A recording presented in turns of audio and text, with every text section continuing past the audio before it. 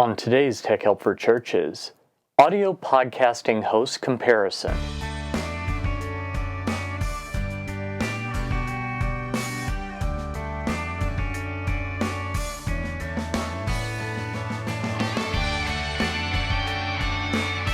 Hi, and welcome again to another episode of Tech Help for Churches. This is the show where every week I help you with new media, social media, etc. for your church.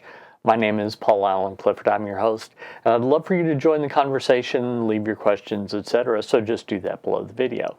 Now, if you're listening to the audio, there's no video to do it under. So how do you fix that? Well, you head over to trinitydigitalmedia.com/THFC, short for Tech Help for Churches. Just leave your comment under one of those. That's a great way to do it as well.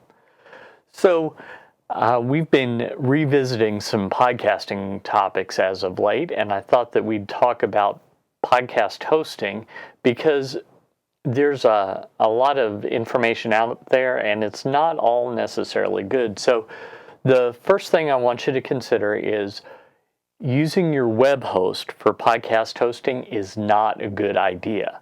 And the reason is you're betting against your own success. You're hoping that you don't get so many downloads that your web host notices and decides that, as it turns out, unlimited doesn't mean you're kind of unlimited. Unlimited means less. So I don't understand why they do that, but just think about it for a second. Do you think that for $5 a month, $10 a month, Google could move all their traffic to your same web host? No, there's no way that could be the case. So unlimited means within a certain type of site, within a certain amount of limitations, unlimited-ish. So that's the first thing. Just don't do that. You might be fine. But if you're not, it could get either expensive or they could shut you down all at once without any warning. So just something to keep in mind. Now, first I want to talk about just some of the lesser known ones, and that is Buzzsprout and Podomatic. Now, both of those have a free tier, so that's very attractive to a lot of churches. And they also have limitations. So Podomatic, and I wrote a post on this a couple years ago, so some of the details might have changed, but basically their free tier was 500 megabytes of storage. Now that was total, so once you hit 500 megabytes, you had to delete some stuff. 15 gigabytes bandwidth, you'd think, well, that sounds pretty good.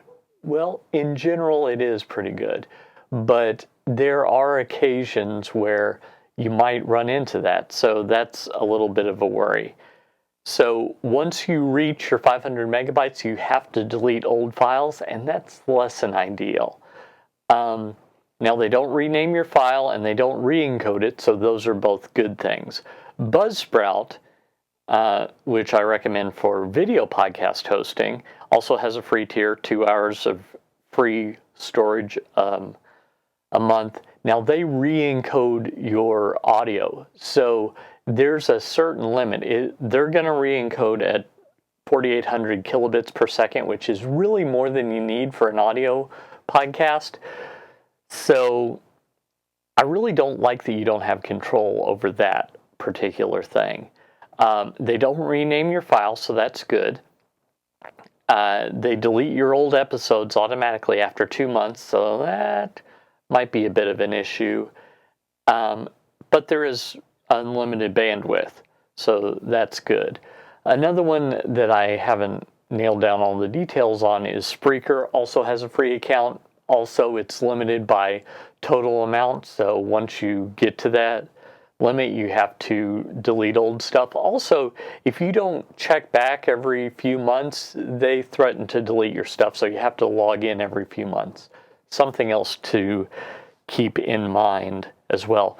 Finally, I want to talk about SoundCloud. Now, SoundCloud is getting a lot of hype because they're fairly inexpensive, and they used to have an awesome player that played really well with Facebook. Well, Facebook, of course, as Facebook does, changed the rules, so now their player isn't as special in Facebook as it used to be. But that's not a deal breaker in my mind. What is a deal breaker is, while they have a free account, it's free within limits, and it's by hours. So it's like 2 hours a month. Now that might be okay for you, but I just generally don't like when they say by hours. I prefer by a certain amount of space so that I can control that. You know, if it turns out I've got 2 hours and 15 minutes, that's no good. But if it was that I had 15 megabytes of upload space or 150 megabytes, I can re-encode some of my files and save a little space. I might not do that ideally, but it's just something that if it's right on the edge, it can help. So that's something to look out for. Also, in my mind, a deal breaker with SoundCloud is they've recently made it hard to link to your files. Now, if you use their RSS feed, you're fine. But if you don't, then it gets hard. You have to go into the RSS feed, wade through all the code, and find the link. And the link may or may not change. Yeah, that happened recently. So I'm a little concerned about them. I'm a little concerned that they're burning through money, so I don't know how long they're going to be around. Just something to keep in mind. You make the decision yourself. Finally, there's the last two, and these are the ones that I would recommend every single time. They were started by podcasters for podcasters, so they know what podcasting is like. It's not an add-on business like it is for SoundCloud. It's not something where they're trying to do something unseemly. No, these two are very reliable. They also don't have a free introductory account. So that is a limitation. Now with Libsyn, there is a $5 a month account. So that's not very much money. It allows you to upload 50 megabytes, which for most churches, if you're doing sermon only, which you probably would be more than enough. I was able to do a show a week, no problem. So I think that depending on your encoding, you can probably get by with that. Unlimited bandwidth, and after the month rolls over, you get another 50 megabytes worth of storage to upload to. So that's really nice. They only rename your file name in that they remove spaces and replace them with underscores. But other than that, they leave it the same, and they don't re-encode your file.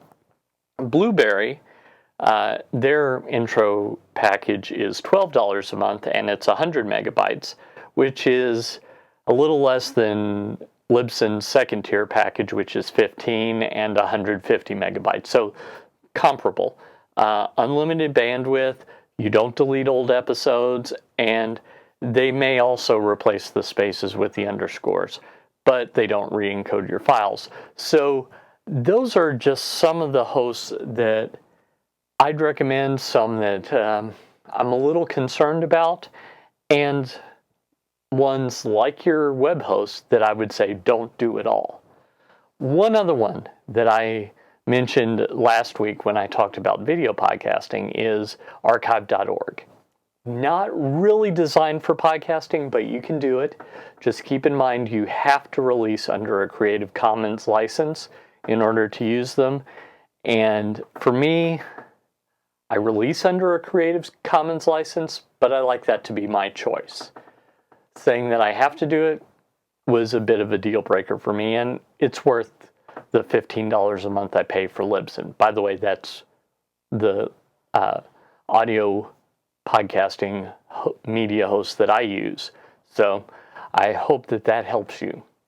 If you like this content, you'd probably like my email newsletter, so head on over to trinitydigitalmedia.com/gifts, GIFTS, and pick up your copy of my email newsletter there along with the free church tech gift, and head over to my store, trinitydigitalmedia.com/store, where you can buy any of my church tech resources as little as $10 or as much as $200, depending on what you're getting. At the upper end, that is a year-long membership to my community, churchtechu.com, where you can get all my resources as an all-you-can-eat kind of thing and have a community there to discuss them. So that's something that I think is really, really powerful. Until next time, this is Paul Allen Clifford with trinitydigitalmedia.com. Go out and change eternity.